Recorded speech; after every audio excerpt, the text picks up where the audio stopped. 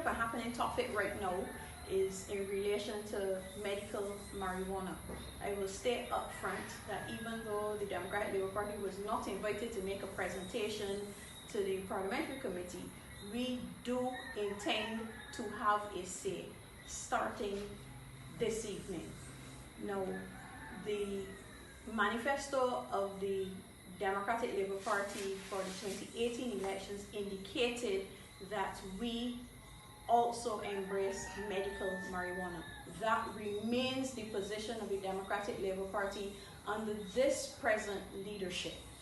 The comments yesterday attributed to our comrade Hazel Bain, I can only say are personal comments. They do not represent the position of the Democratic Labour Party, and I do feel that I have to make that position abundantly clear, because we have stated publicly in our manifesto what our position is. We didn't have any flesh on it, if I remember correctly, and one of my former candidate colleagues is here. We had a simple paragraph on it, and the meat is where we're having to deal with the legislation that has come forward. And that the bill that has been presented to Parliament and to the people of Barbados, I think, took everybody by surprise, because nothing in any of the discussions that have gone on before in any way contemplated what is presented in this document.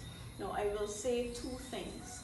One is that my position on medical marijuana has never been a mystery to anybody in Barbados. I have not kept secret the fact that I 100% support the initiative, and I ground that in the history that this region has had where marijuana is concerned. Cannabis investigations have been ongoing at Mona campus of the University of the West Indies since the 1970s. And if you doubt me, just do your research in the Nation newspaper archives, and you will see what I found when I was doing my research in the 1990s. All the way back then, the University of the West Indies had reached the point of patenting drugs with a cannabinoid base in relation to reducing eye pressure for glaucoma patients and reducing the symptoms for multiple sclerosis. Of course, it has gone much wider than that since then, but the medical benefits are understated at this point. I don't think that we should be in research mode. I think we should be in implementation mode. We just need to dust off those papers from 40 years ago and make use of them, upgrade them for certain. But whilst we were following blindly what others were doing, they were covertly doing their own experiments, and we find ourselves now playing a catch-up game. Now, hopes that marijuana use as medicine will come on stream. I will say though that the existing legislation always did allow for it.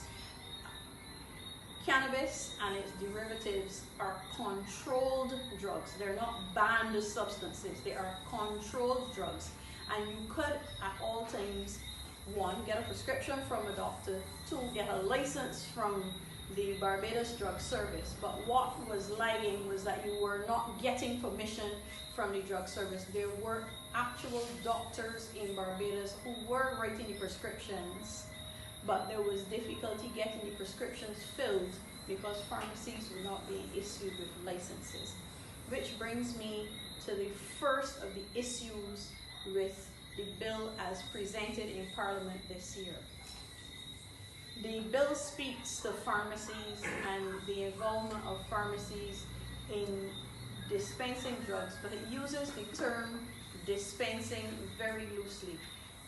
Dispensary and dispensing are already legal terms associated with pharmacies and to a lesser extent with doctors. There are some medications that doctors can dispense, not just prescribe. And we are met with a piece of legislation that introduces confusion by giving the suggestion, even if not the intention, that if you are in a holistic field, then you too can dispense, and it doesn't relate it in any way to the existing piece of legislation, and this is a concern that pharmacists have raised as well. Is it that they will no longer be the sole dispensers of medication in Barbados, or is it that that was an oversight on the part of the drafters? But you get these issues when you create legislation without consultation, which is a big rock that they used to throw at the last administration, and we find ourselves in precisely the same situation now, where legislation is being trundled out that very obviously has not passed under the noses of the persons who would have its operation to deal with. And that is a major issue where the legislation is concerned, the proposed bill.